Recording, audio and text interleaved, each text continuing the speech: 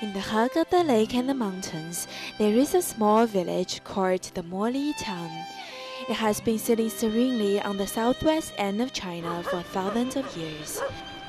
It is identified as the only matriarchal clan left in the world now, and the prototype of the women's kingdom in numerous Asian legends. I am a traveling writer from Singapore. I have been fascinated by the story of Moli Town for a long time. I read about their unique primitive lifestyles, the ingenuous and happy citizens, their culture of female domination, and the typical custom of working marriage.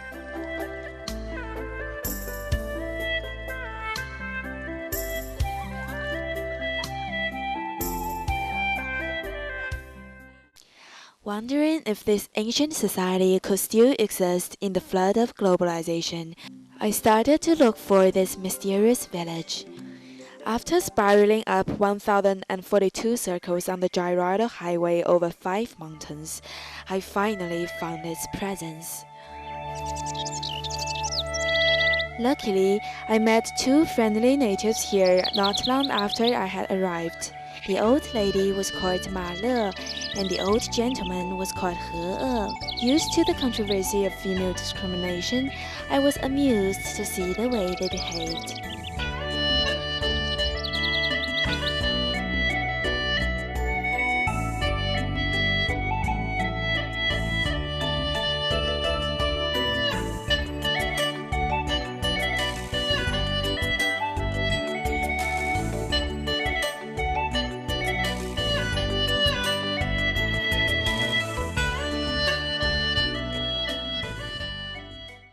公公婆婆，你们好！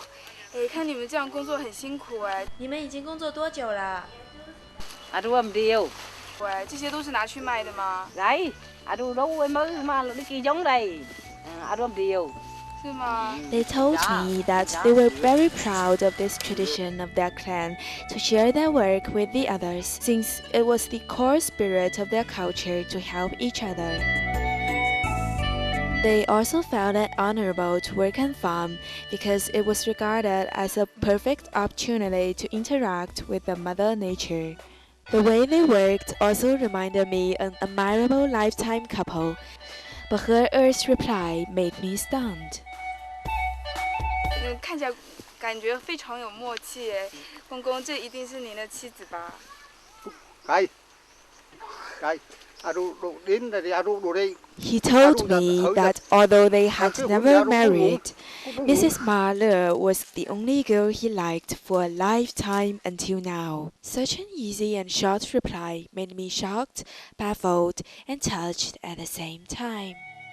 How could a couple love each other non-stop for the whole life without even getting married? Mrs. Mar invited me to visit her house the next day. Her family was really hospitable.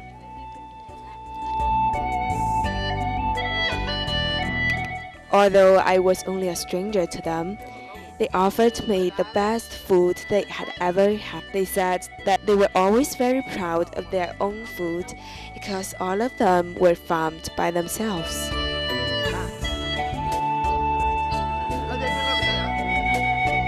婆婆，公公怎么不在啊？ Na đầu vần na, đầu rứa na hô đầu vần na đi. Ông đi thông nà lâu té qua đây.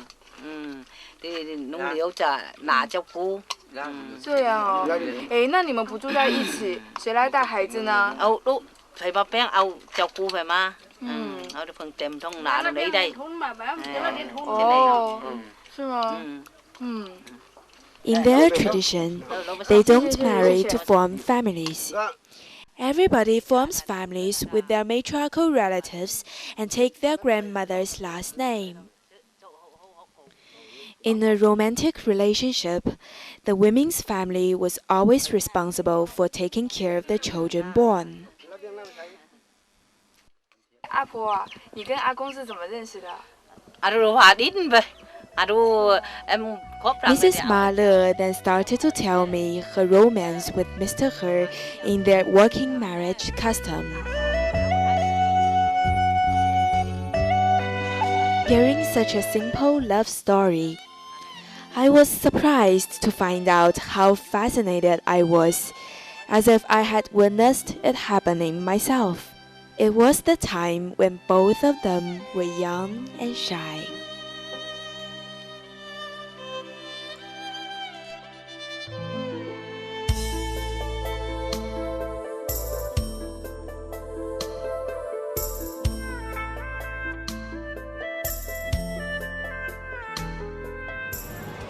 In the weekly campfire festival, the villagers showed their passion towards their life, their work, and the nature. Also, the people in love always showed their affection around the dancing fire.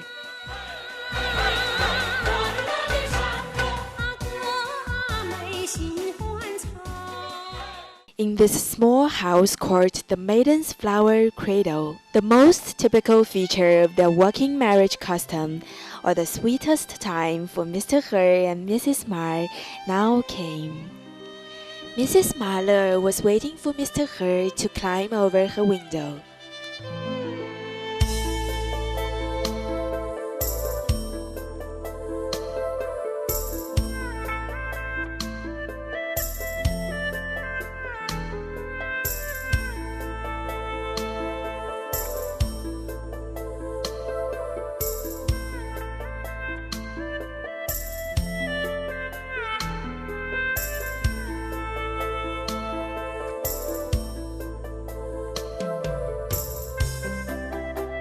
In this flower cradle, the only thing left was their love, free from any social or material constraints.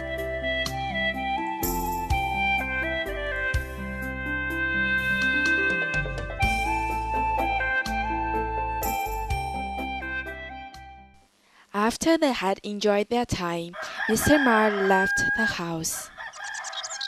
Since then, while they pretended to be strangers during the daytime, they secretly spent their time here every night.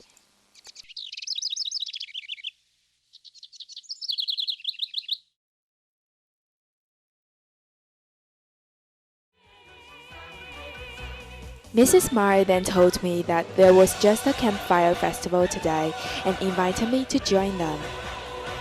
After a while, Mr. He also came here to see if I had enjoyed my time or not. Dancing joyously around the campfire, I felt my heart was slowly warmed up by their hospitable treat, their ingenuous nature, and the permanent love. The same campfire and music, the same happiness and romance had continued for 5 decades without a stop. After our campfire, as usual, their sweetest time was coming again, perhaps even sweeter than half a century before. Since they had a child and their relationship was confirmed, Mr. He had long stopped climbing the window to enter the flower cradle. He entered through the main door instead. Now I finally began to learn in their customs how they liked each other for the whole life without the marriage. The flower cradle continued to nurture love for all the citizens in the Moli town, telling beautiful love stories from time to time.